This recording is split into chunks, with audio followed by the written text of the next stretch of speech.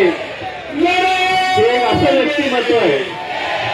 जालन्याचं आंदोलन आपण पाहिलं, आज इथं आझाद मैदानमध्ये आपण पाहतो. त्यांना कुठल्याही पदाची, कुठल्याही आमिषाची, कशाची अपेक्षा नाही. ते इथं का बसले तर तुमच्या आमच्यावर जो अनेक वर्षाचा प्रलंबित प्रश्न आहे तो मिटवण्यासाठी इथं बसले. आणि त्यांच्यावर प्रेम असणारे तुम्ही सगळेजण अखंड महाराष्ट्रातून वेगवेगळे गट पक्ष सगळ्या बाजूला ठेवून इथे जमलात आणि हे जमणे गरजेचं आहे. आज या मैदानामध्ये आपण बघतोय आपल्या शेजारी सगळीकडे अनेक उपोषण आंदोलनं चालू आहेत.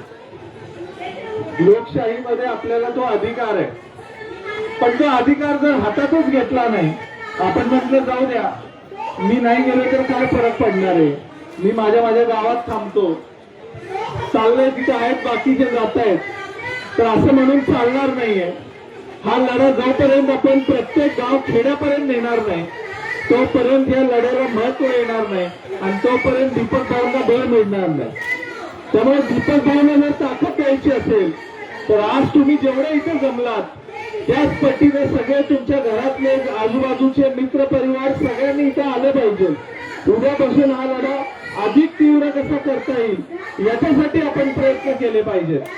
आणि आता मला तुम्हाला हेच सांगायचं आहे, आझाद मैदानमध्ये मी मागे जालन्याला सुद्धा हेच बोललो होतो, आपण येऊन बसतो, लोकशाहीच्या मार्गाने आपण उपोषण करतो, आंदोलन करतो, आपण इथं आत मैदानात बसलोय, बाहेर पुढाऱ्यांना काही फरक पडत नाही.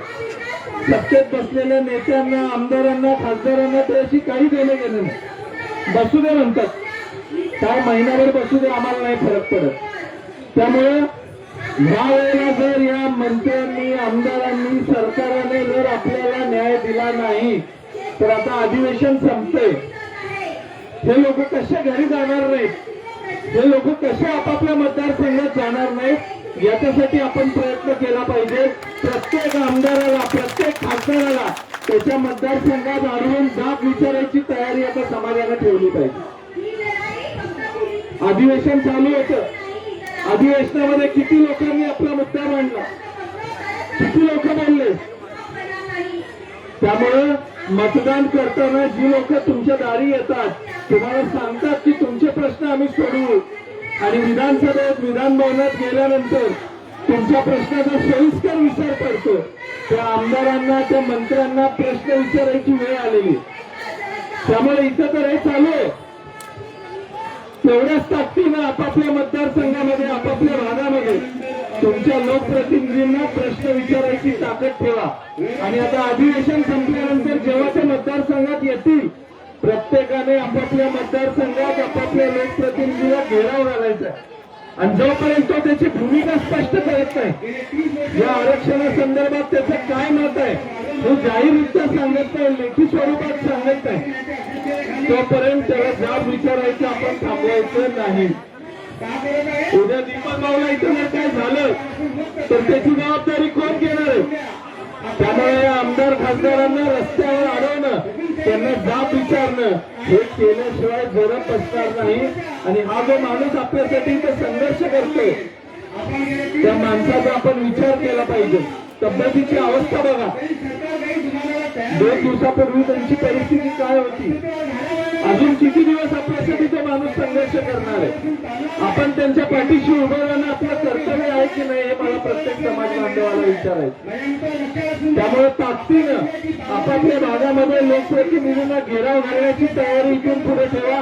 पुढच्या ज्या काही सूचना दीपक भाऊ आपल्याला देतील त्या सगळ्या सूचनांचं आपण पालन करूया. आणि इथं कुठलीही मतांतर न आणता एका झेंड्याखाली जर आपण प्रयत्न केला तर निश्चितपणे आपल्या लढ्याला यश मिळेल. इतकं मी सांगतो, जास्त वेळ मी बोलणार नाही, इतकं बोलून मी थांबतो. धन्यवाद. जय मल्हार, जय महाराष्ट्र.